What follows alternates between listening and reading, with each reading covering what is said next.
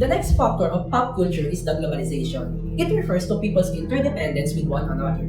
This has an impact on popular culture via exchanging cultural ideas, attitudes, behaviors that both parties can acquire because of interacting in different contexts. And this has an impact on popular culture by offering both cultural topics. Base cultural context should not be gatekept because it is part of a culture that must be strengthened, enlarged, and shared with others for the culture to become popular because of globalization.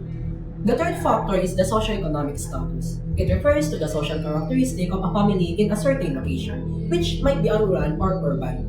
Pop culture is affected by the class of the population, especially in rural areas because they are not privileged enough to obtain information, news, and entertainment, especially those who live in provinces, and most likely due to the socioeconomic circumstances that affect them. And according to the study of Philippines pop culture, which was former President Carlos P. Garcia asked them to donate multiple radios for the barrios so that they can be aware of what's happening in the Philippines and to catch news, information about contemporary issues in the country. Just like what I said a while ago, provinces are not privileged to acquire this because of socioeconomic factors such as unemployment, lack of income, and perception of social class status. The next one is the technology. It is one of the aspects that influence pop culture because as generation pass, so do many forms of media that people can obtain through mass media. One of the most significant influences on popular culture was the social media, which allows for the management of everything with the use of technology. Technology entails the rapid dissemination of information, technological advancement, and an increase with the rate at which news, ideas, preferences, information, and sources are shared. Next one is the cultural institutions. These are the establishments such as museums, galleries, theater, and educational institutions that conserve, promote, and express distinct items, practices, and beliefs. Thus, they have an impact on popular culture and public discourse.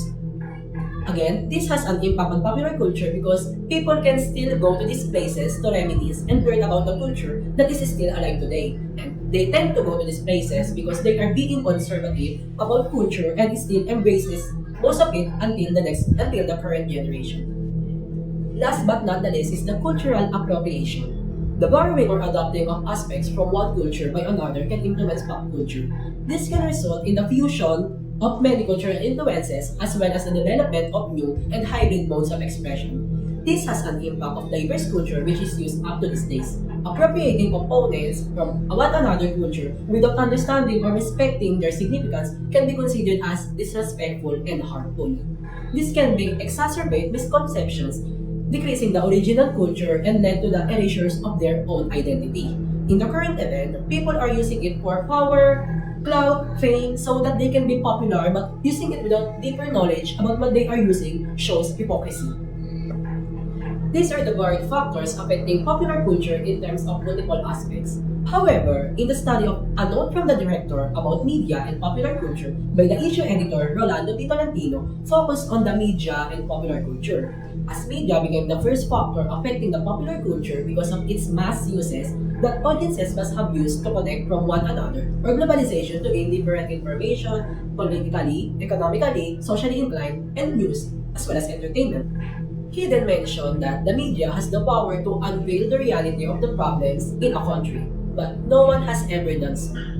All can be broadcasted by the media, but it is still being managed by the political organization which restricts them somehow to reveal the revelations because this may put them in a harmful situations. That's why people tend to be deaf and quiet about what's happening, but they are just pretending because their eyes are out wide.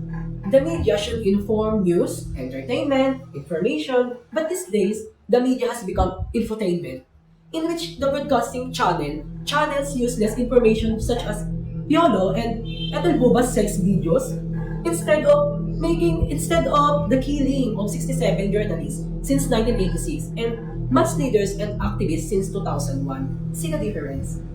Media should broadcast everything that is happening in and out of the country, not focusing on an individual's life that hasn't contributed to the mass audiences. Now that you know more, you must remember it correctly. Who is the issue editor that has been mentioned?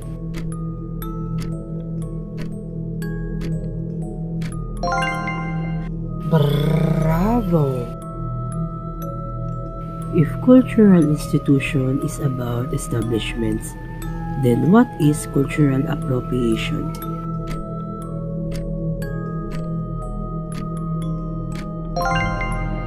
A to the M to the A. Amazing! What is the prominent factor of popular culture?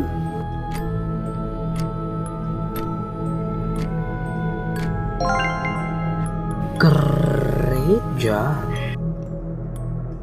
Way to go! Here's the key. Go open the other doors. Keep safe.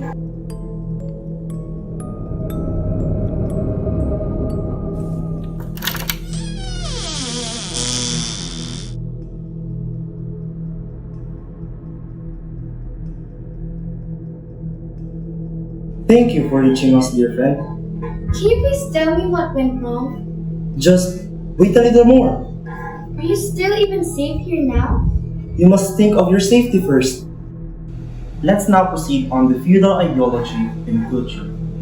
The feudalistic influence in the Philippines started in pre-colonial time up until the Spanish occupation. The feudal ideology reflects the interest of the land-owning class, both colonial and indigenous, which enjoyed traditional privilege in the highly inequitable system of land ownership. Sa madaling sabi, ang feudalism sa ating bansa ay resulta ng Spanish colonization.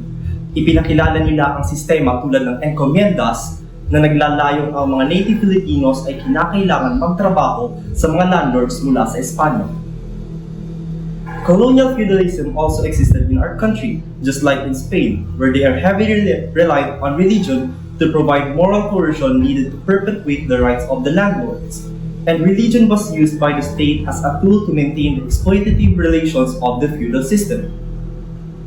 During the Spanish colonization, religion absorbed the functions of the family and education systems. The friars utilized up the task of providing a basic education, which included teaching catechism and prayers in addition to basic literary instruction. Also, religion converted the native Baranganic families into feudal contexts, transforming the ruling into friar or colonial official. The friar was viewed as the immediate colonial administrators by the paternalistic ethic of the period, which implied an eternal order with established positions for everyone. Feudalism patriarchal paternalistic principles which assigned women a submissive and passive role and prevented them from pursuing opportunities for social leadership and self-improvement, and also institutionalized gender oppression. Now let's move on the use of feudal ideology. The Marcos dictatorship has been known for its unabashed use and manipulation of religion to maintain power. This is due to the traditional moral sanctions that can be maneuvered to coincide with the ruling elite's interests. The Marcos regime manipulated religion to serve its interests. Therefore, tensions between religious denominations are also created by political favoritism. For the colonial and comprador bourgeois ideology in culture, aside from feudal, Philippine culture also reflects neo-colonial relations where Philippines is still dependent on foreign economics.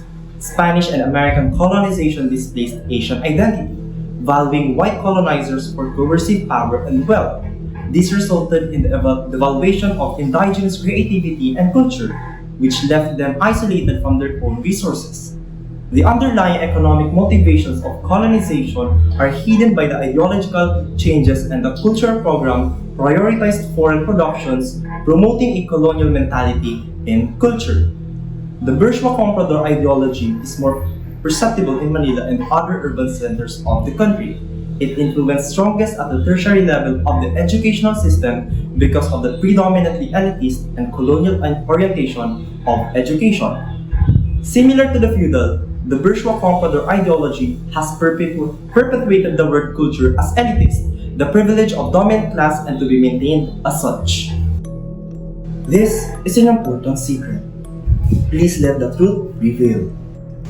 Is it true or false?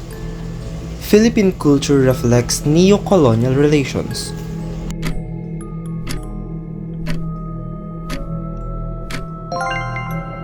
What a nice! This was used by the state to maintain the exploitative relations of the feudal system.